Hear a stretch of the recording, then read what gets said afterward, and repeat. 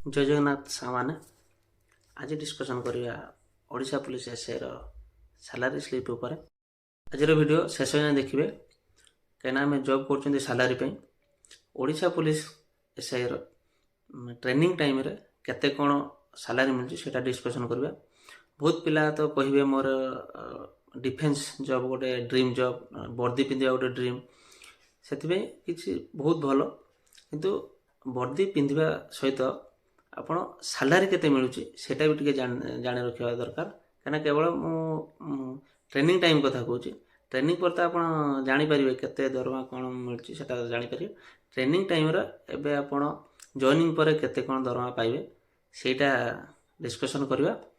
ଆମର ତ already training complete ହେଇଛି। ମୁଁ 2021 ବ୍ୟାଚ୍, ଯିଏକି ଏବେ ବିଜୁ ପଟ୍ଟନାୟକ ଷ୍ଟେଟ୍ ପୋଲିସ ଏକାଡେମୀରେ ଟ୍ରେନିଂ ଅଣ୍ଡରଗୋଇଂ ଟ୍ରେନିଂ ତାଙ୍କର ଚାଲିଛି। ଅକ୍ଟୋବର ମନ୍ଥର ଗୋଟେ ସାଲାରୀ ସ୍ଲିପ୍ ତାଙ୍କ ପାଖରୁ କଲେକ୍ଟ କରୁଛି 2021 ବ୍ୟାଚ୍ ପିଲାଙ୍କ ପାଖରୁ। ସେଇଟା ଆମେ ତାଙ୍କ ସାଲାରୀ ସ୍ଲିପ୍ ଦେଖିବା କେତେ କ'ଣ ତାଙ୍କର ମିଳୁଛି ସେଇଟା ଡିସ୍କସନ୍ କରିବା। ଭିଡ଼ିଓଟାକୁ ଶେଷ ଯାଏଁ ଦେଖିବେ। ଦେଖନ୍ତୁ ନେମ୍ ଦିଆଯାଇଛି, ଡେଜିଗ୍ନେସନ୍ ଦିଆଯାଇଛି, ତାପରେ ତାଙ୍କର ଡେଟ୍ ଅଫ୍ ଜଏନିଂ ଦିଆଯାଇଛି। ନେମ୍ ତ ତାଙ୍କ ନାଁ ଦିଆଯାଇଛି, ଡେଜିଗ୍ନେସନ୍ ସବ୍ ଇନ୍ସପେକ୍ଟର ପୋଲିସ ଦିଆଯାଇଛି। ତାପରେ ଡେଟ୍ ଅଫ୍ ଜଏନିଂ 17 ଫେବୃଆରୀ 2024।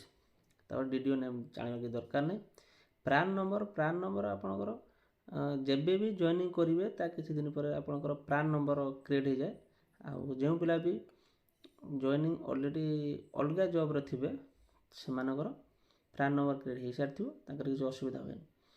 ତ ରହିଲା ସ୍କେଲ୍ ଅଫ୍ ପେ, ଆପଣ ଲେଭେଲ୍ 9ରେ ଯାଉଛି। କରେଣ୍ଟ ବେସିକ୍ ରହିଲା 35,400। ବିଲ୍ ଗ୍ରସ୍ ଆଉ ନେଟ୍ ଆପଣଙ୍କର ଟୋଟାଲି କେତେ ଟଙ୍କା ଆସୁଛି ସାଲାରୀ, ତା ଭିତରେ ଆପଣ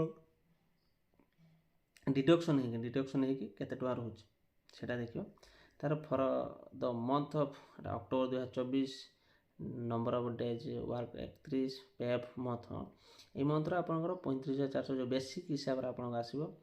ତାପରେ ପାନ୍ ନମ୍ବର ତ ଦିଆଯାଇଥିବ। ବ୍ୟାଙ୍କ ଦିଆହେଲା SBI, ବ୍ୟାଙ୍କ ଆକାଉଣ୍ଟ ବ୍ଲର୍ କରାଯାଇଛି। ତାର ବିଲ୍ ନମ୍ବର ଦିଆଯାଇଥିବ। ଆଉ ବିଲ୍ ଡେଟ୍, କେଉଁ ଡେଟ୍ରେ ଆପଣଙ୍କର ବିଲ୍ଟା କରାଯାଇଛି 28 ଅକ୍ଟୋବର 2024 ଏଇଟା କରାଯାଇଛି। DA ରେଟ୍ଟା ଦିଆହେଇନି, DA ରେଟ୍ଟା 53% ଏବେ ଅଛି, ତ 53% ଲେଖାଯିବ। ତାପରେ ଆପଣଙ୍କର ଆଇଲା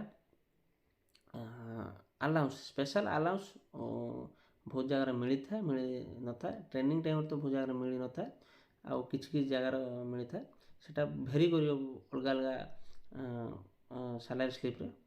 ସେମାନେ ଯେମିତି ଏଠି ଆସି ଖାକି ମେଣ୍ଟେନାନ୍ସ, ବହୁତ ପିଲାଙ୍କୁ ଖାକି ମେଣ୍ଟେନାନ୍ସ ମିଳେ ନାହିଁ, COI ଆଲାଉନ୍ସ ବି ମିଳେ ନାହିଁ, ସ୍ପେଶାଲ ଆଲାଉନ୍ସ ବି ମିଳେ ନାହିଁ। ତ ସେଇଟା ଯେମିତି ଏଇଟା 75, 450 କେତେ ଜାଗାରେ ମିଳେନି, କେତେ ଜାଗାରେ ମିଳୁଛି, ସେମିତି ବହୁତ ଜାଗା ଭେରି କରିବ। ଆଉ DA 53%ରେ ଆପଣଙ୍କର ଯେତେ ଯାହା ହେବ ସେଇଟା DA ଆସିବ। ତ DAର ବି ବହୁତ ପିଲାଙ୍କ ଡାଉଟ୍ ଥିବ, ସାର୍ DA ବଢ଼ିଲା ପରେ ଆସେ କି ନାହିଁ? ହଁ ଆସିବ। DA ଯେତେ ବର୍ଷକୁ 2 ଥର ଯେଉଁ ବଢ଼ୁଛି, ତା ଭିତରେ ଯେଉଁ ମନ୍ଥଲି ଆସିନଥିବ, ଗୋଟେ ମାସ କି 2 ମାସର ଯଦି ଆସିନଥିବ, ସେଇଟା ଏରିୟର୍ ହେଇକି ଆକାଉଣ୍ଟକୁ ଆସିବ। ତାପରେ ହେଲା ଡିଡକ୍ସନ୍ କ'ଣ କ'ଣ ହୁଏ ଦେଖିବା। CPF, ଆପଣ ଯେଉଁ ପ୍ରୋଭିଡେଣ୍ଟ ଫଣ୍ଡ ଗୋଟେ ରହୁଛି, କଣ୍ଟ୍ରିବ୍ୟୁଟରୀ ପ୍ରୋଭିଡେଣ୍ଟ ଫଣ୍ଡ, ସେଟା କେତେ କଟିବ ନା ଆପଣଙ୍କର ବେସିକ୍ ପ୍ଲସ୍ DA ଯେତେ ହେଇଥିବ ତାହାର 10%, ଆପଣଙ୍କର କଟିଯିବ। ତାପରେ ଆପଣ ଟ୍ୟାକ୍ସ ଗୋଟେ ରହିଲା 200, ଏଇଟା ପର୍ ମନ୍ଥ, ଏଇଟା ପ୍ରୋଫେସନାଲ୍ ଟ୍ୟାକ୍ସ ଭିତରେ ଗୋଟେ ରହୁଛି, ତା 200 ଟଙ୍କା ଲେଖା ଆପଣଙ୍କର ପ୍ରତି ମାସ କଟିବ। ଆଉ ଗୋଟେ ହେଲା GS, ଏଇଟା ଆମର ଇନ୍ସୁରାନ୍ସର ଗୋଟେ ରହୁଛି, ଏଇଟା 20,000 ଆପଣଙ୍କର ଡିଡକ୍ଟ ହେବ ପର୍ ମନ୍ଥ। ଯେତେଟା ଆପଣ 10ଟା ଇନଷ୍ଟଲମେଣ୍ଟ ରହୁଛି, ପର୍ ମନ୍ଥ 2,000 ଯେତେବେଳେ କଟିବ, 20,000 ହେଇସାରିଲା ପରେ ଆଉ ସେଇଟା କଟିବନି। 20,000 ଅଲରେଡ଼ି ହେଇସାରିଲା ପରେ ଯେମିତି ଦେଇଛି 8/10, ତ ସେଥିପାଇଁ ଆଉ 2ଟା ରହିଲା, ଆଉ 2ଟା ଇନଷ୍ଟଲମେଣ୍ଟ ସରିଲା ପରେ ଆଉ GS କଟିବନି। ତାର ପ୍ରାଇଭେଟ୍ ଡିଡକ୍ସନ୍ର ସେମିତି କିଛି ନାହିଁ। ଯେଉଁ ଜାଗାରେ ଆପଣଙ୍କର ସାଲାରୀ ରହୁଛି ସେଇ ଜାଗାର ଯେତିକି ଗୋଟେ ପ୍ରାଇଭେଟ୍ ଡିଡକ୍ସନ୍ ଯେମିତି ଥିବ, ତ ସେଇ ହିସାବରେ କଟିବ। ତାମାନେ ଯେ କି ଏ ଗୋଟେ ପେ ସ୍ଲିପ୍ର ଏତିକି ମାନେ କଟେ, ଯେମିତି ଟେମ୍ପଲ୍ ଫଣ୍ଡରେ ଥର 10 ଟଙ୍କା କଟିଲା, ଆଉ ଗୋଟେ ଜାଗାରେ 50 ଟଙ୍କା କଟୁଥିବ। କିଛି କ୍ଲବ୍ ଏଠି ଦେଇଛି ଯେତିକି କଟୁଥିବ, ତାପରେ ସେ ଡବଲ୍ କଟୁଛି, ସେମିତି କିଛି ନାହିଁ। ପ୍ରାଇଭେଟ୍ ଡିଡକ୍ସନ୍ ଅଲଗା ଅଲଗା ଜାଗାରେ ଭେରି କରିବ।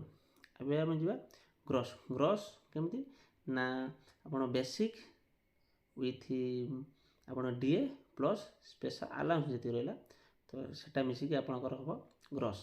ଆଉ ନେଟ୍ କ'ଣ ରହିବ, ଯେତିକି ଡିଡକ୍ସନ୍ ତ ଆପଣ ସ୍ପେଶାଲ୍ ଡିଡକ୍ସନ୍ ହେଉ ଆଉ ପ୍ରାଇଭେଟ୍ ଡିଡକ୍ସନ୍ ହେଉ ଦୁଇଟା ଯାକ କରିସାରିଲା ପରେ ଆପଣ ନେଟ୍ ଆମାଉଣ୍ଟ ଯେତିକି ରହିବ, ଯେମିତି ନେଟ୍ ଆମାଉଣ୍ଟ ପିଲାଙ୍କର ରହିଛି ଆପଣଙ୍କର ଗ୍ରସ୍ ରହିଲା 54,762 ଆଉ ନେଟ୍ ସବୁ କଟି 46,999। ହଁ, ଆପଣ GS 2000 ଆପଣଙ୍କର ମାନେ ଡିଡକ୍ଟ ହେଇସାରିଲା ପରେ ଆପଣଙ୍କ 2000 ବଢ଼ିଯିବ, ତ 48,999। ଏବେକା ସାଲାରୀ କଥା କହୁଛି, ଆପଣ GS ବାଦ୍ ପଡ଼ି ଆମେ ଏବେ ଯେଉଁ ସାଲାରୀ ସ୍ଲିପ୍ ଡିସ୍କସନ୍ କଲେ ତାପରେ ବି ଆହୁରି ଏକ୍ସଟ୍ରା ଆଲାଉନ୍ସ ମିଳିଯାଏ। ଆପଣଙ୍କର ଯେଉଁ ସାଲାରୀ ସ୍ଲିପ୍ ଡ୍ର କରାଯାଏ ସେଟା ଗୋଟେ ଜାଗାରେ ପେପର ପୋଷ୍ଟିଂ ଯେଉଁ କୁହନ୍ତି, ପେପର ପୋଷ୍ଟିଂ ହେଲା ଆପଣଙ୍କର ଟ୍ରେନିଂ ଟାଇମ୍ରେ ଯେଉଁଠି ସାଲାରୀ ଡ୍ର କରାଯାଏ ସେଟା ସେ ଜାଗା ପେପର ପୋଷ୍ଟିଂ ଅଲଗା ଅଲଗା ଜାଗା ସବୁ ପିଲାଙ୍କର ଡ୍ର କରାଯାଏ, ଗୋଟେ ଜାଗା ନଥାଏ, ଅଲଗା ଅଲଗା ଡିଷ୍ଟ୍ରିକ୍ଟରେ ବି ମିଳିଥାଏ ସାଲାରୀ। ତ ତାପରେ ପୋଷ୍ଟିଂ ଟାଇମ୍ରେ ଆପଣଙ୍କର ଯେଉଁ ଜାଗାରେ ପୋଷ୍ଟିଂ ହେବ ସେ ଜାଗାରେ ଆପଣଙ୍କ ସାଲାରୀ ମିଳିଥାଏ। ତାପରେ ବି ଯେଉଁ ସାଲାରୀ ସ୍ଲିପ୍ ଆମେ ଡିସ୍କସନ୍ କଲେ ତାପରେ ବି ଇୟର୍ଲି ଆଲାଉନ୍ସ ଆପଣଙ୍କର ଗୋଟେ ଅଛି, ଯେମିତି କ୍ଲୋଦିଂ ଆଲାଉନ୍ସ 4,200 ଆପଣଙ୍କୁ ମିଳିବ। ତାପରେ ଆପଣଙ୍କର ପାସିଂ ଆଉଟ୍ ପରେ ଯେଉଁ ଜାଗାରେ ପୋଷ୍ଟିଂ ହୋଇଥାଏ, ଯେମିତି ଆହୁରି ଆଲାଉନ୍ସ ରହିଲା HRA ହାଉସ୍ ରେଣ୍ଟ ଆଲାଉନ୍ସ, ସେମିତି ଆପଣ ଡିପାର୍ଟମେଣ୍ଟରେ ଥରେ ଜଏନ୍ କରିସାରିଲା ପରେ ଆପଣ ଜାଣିପାରିବେ କ'ଣ କ'ଣ ମିଳୁଛି କ'ଣ କ'ଣ ନାହିଁ ସବୁ ଜାଣିପାରିବେ। ଏଥିରେ ଜାଣିପାରୁଥିବେ ପେ ସ୍ଲିପ୍ ଦେଖିଲା ପରେ, କିନ୍ତୁ ଏଇଟା ହେଲା ଟ୍ରେନିଂ ପିରିୟଡ଼ରେ, କିନ୍ତୁ ଆପଣଙ୍କର ଜଏନିଂ ପରେ ବହୁତ ଅଧିକ ମିଳିବ, ଏଟାରୁ ବହୁତ ସାରା ଅଧିକ ଥାଏ, ଯେମିତି ମୁଁ କହିଥିଲି HRA ମିଳିବ ଆଉ TA ବି ମିଳିବ, ତ ଅଧିକ କିଛି ଆଲାଉନ୍ସ ମିଳିବ। ସାଲାରୀ ତ ସମାନ ସମସ୍ତଙ୍କର, ଗ୍ରୁପ୍ ବି ପୋଷ୍ଟର ତ ସାଲାରୀ ସମାନ ଓଡ଼ିଶା ଗଭର୍ଣ୍ଣମେଣ୍ଟର, କିନ୍ତୁ ପୋଷ୍ଟିଂ ପରେ କିଛି ଅଧିକ ଆସିଥାଏ।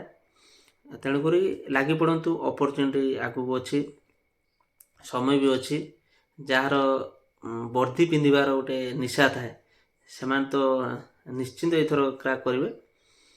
ନେକ୍ସଟ ଭିଡ଼ିଓରେ ଯଦି ବି ମୁଁ ସିପାହୀ କନଷ୍ଟେବଲଙ୍କର ପ୍ରିଭିୟସ୍ ଆମର ଯେଉଁ 2018 ଯେଉଁ ବାହାରିଥିଲା, ଯଦି ସାଲାରୀ ସ୍ଲିପ୍ ପାଏ ତ ସେଇଟା ଡିସ୍କସନ୍ କରିବା, ନହେଲେ କନଷ୍ଟେବଲମାନଙ୍କର ଯେଉଁ ଆମର ପ୍ରିଭିୟସ୍ ଥର ହେଇଥିଲା ଏଥର ତାଙ୍କ ଟ୍ରେନିଂ ଟାଇମ୍ରେ ଯେଉଁ ସାଲାରୀ ସ୍ଲିପ୍ ସେଟା ଡିସ୍କସନ୍ କରିବେ। ଯଦି ନେକ୍ସଟ ମିଳେ ମୋତେ ଅଲଗା କିଛି ଆପଣଙ୍କୁ ମୁଁ ସେୟାର କରିବି। Thank you.